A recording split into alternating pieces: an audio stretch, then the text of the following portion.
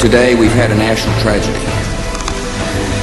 Two airplanes have crashed into the World Trade Center in an apparent terrorist attack on our country.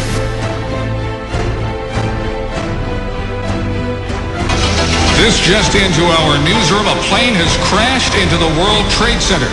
Let's get this live update from 1010 West. Also, there is a fire and an explosion at the Pentagon this morning. The very seat of our nation's defense apparently been targeted for another terrorist. Major branches of the United States government evacuated this morning. The Pentagon has been evacuated along with the West Wing of the White House, the Capitol.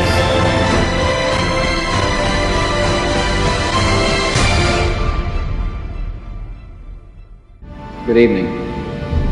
Today, our fellow citizens, our way of life, our very freedom came under attack in a series of deliberate and deadly terrorist acts. These acts of mass murder were intended to frighten our nation into chaos and retreat. But they have failed. The search is underway for those who are behind these evil acts. We will make no distinction between the terrorists who committed these acts and those who harbor them. This is a day when all Americans from every walk of life unite in our resolve for justice and peace. America has stood down enemies before, and we will do so this time.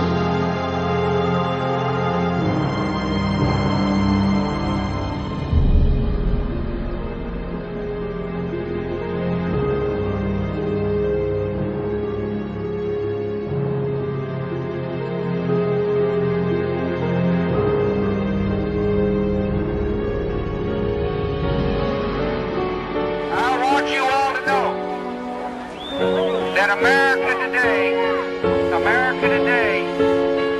is on bended knee in prayer for the people whose lives were lost here, for the workers who work here, for the families who mourn.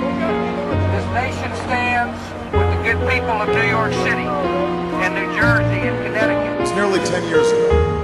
A bright September day was darkened by the worst attack on the American people in our history. The images of 9/11 are seared into our national memory. Hijacked planes cutting through a cloudless September sky. The Twin Towers collapsing to the ground. Black smoke billowing up from the Pentagon. The wreckage of Flight 93 in Shanksville, Pennsylvania, where the actions of heroic citizens saved even more heartbreak and destruction. And yet we know that the worst images are those that were unseen to the world.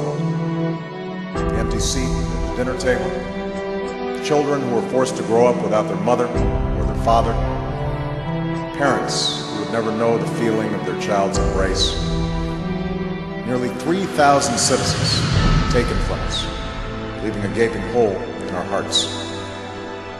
On September 11th, 2001, in our time of grief, the American people came together. We offered our neighbors a hand, we offered the wounded our blood. We reaffirmed our ties to each other and our love of community and country. On that day, no matter where we came from, what God we prayed to, or what race or ethnicity we were united as one American family. We were also united in our resolve to protect our nation and to bring those who committed this vicious attack to justice. I can hear you, the rest of the world hears you, and the people who knock these buildings down will hear all of us soon.